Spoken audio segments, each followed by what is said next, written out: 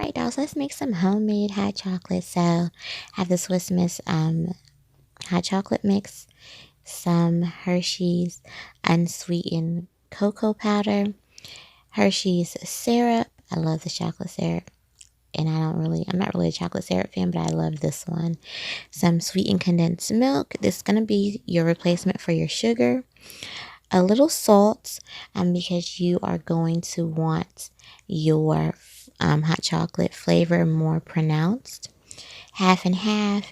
I am going to use half and half instead of whole milk. Some vanilla extract. The vanilla extract is going to definitely be that little something something in the background that you don't necessarily know is there, but you know it's there. So basically, I'm going to go ahead and use a total of 8 cups of the half and half, and then I'm going to put this on medium to low heat because I don't want the half and half to curdle. It's going to be on medium to low heat. So take your time with it. Don't put the heat up too high, like I said, because you don't want it to curdle. Because we don't want any lumps in our hot chocolate. And then I'm going to add 3 cups of the hot chocolate mix.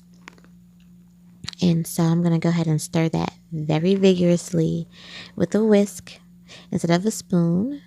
And I'm going to just allow this to simmer while I'm stirring. And of course, while I'm stirring, it is getting kind of frothy at the top. But don't worry about that. It's going to, the froth will definitely will help when you're wanting to add your, it'll help when you're wanting to add your whipped cream on top and your other flavors like your marshmallows and things like that. So that froth actually helps. So don't mind the froth. And then you're going to keep stirring it until you don't see anything else in there from that hot cocoa mix. And then you're going to add your unsweetened cocoa powder. You're going to add 1/3 cup. That's all you need. You don't need too much. Now, when you add your cocoa mix to this, please make sure that you are stirring very, very, very vigorously to get that cocoa to mix into your half and half very well. Because, like I said, nobody wants to drink a whole powder cloud of unsweetened cocoa. It don't taste good to me. But adding the cocoa gives it a depth of flavor, an added depth of flavor to your hot cocoa. It gives it that extra richness that you need that's not necessarily in the cocoa mix. The cocoa mix from the Swiss Miss. So this gives it that added depth of flavor because we're basically laying all these flavors together to make a nice, rich, and just, soothing, comforting cup of hot cocoa. Like, I love hot cocoa. Like, it's my favorite. Like, I'll drink this over coffee. But I still like my coffee, though. But I definitely will choose hot cocoa over coffee. Now, y'all do know that the Swiss Miss does contain caffeine. So I'm just letting y'all know that now. Y'all gonna have these kids bouncing off the wall. So 1 cup will do them just fine, okay? But yeah, my kids like it when I make the homemade hot chocolate. It's a tradition of ours for me to make a homemade hot chocolate. And I set up a hot chocolate bar for them.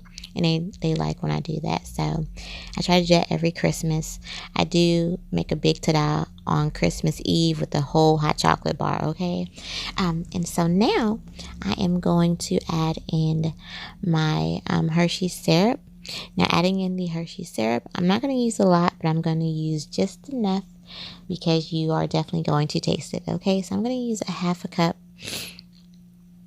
And then I'm going to, once again, stir vigorously with the whisk. Your arms are going to be real strong by the time you finish making this, okay? Now, we're going to add the sweetened condensed milk. Like I said, this is going to basically take the place of our sugar. Add as much or as little as you want to this. I added, I want to say maybe a whole cup.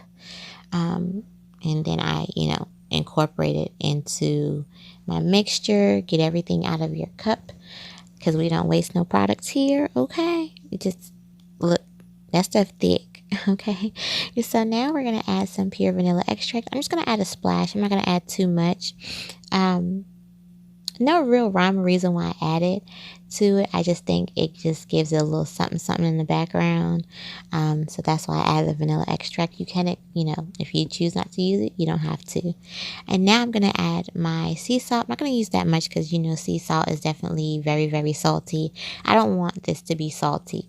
The reason why I'm using the sea salt is because I want this to help bring the flavor out more. I want this to help bring that chocolate flavor out. I want it to be very pronounced in the hot chocolate, okay? And so I just add a little bit, not a lot. I'm just going to stir that in. And I promise you guys, the salt definitely helps when you're making your homemade hot chocolate. It definitely helps. You will be like, yeah, I'm glad I did it. And so, yeah, stir that vigorously. Let everything incorporate because at this time, you're done making your hot chocolate. You're done. So typically what I like to eat with my hot chocolate is either cookies, but this time I went to the local bakery in my area, got some cupcakes for us so we can have with our hot cocoa. Now, moms and dads, this is where we get adulting, okay? Add some vanilla rum. Y'all, this vanilla rum and this hot chocolate, oh my goodness, will be your best friend this holiday season. Add as much or as little as you like. Thank you so much for watching. Please share this recipe. Happy holidays to you and your family, and I will talk to you dolls later. Why? 1, 2, 3. Merry Christmas!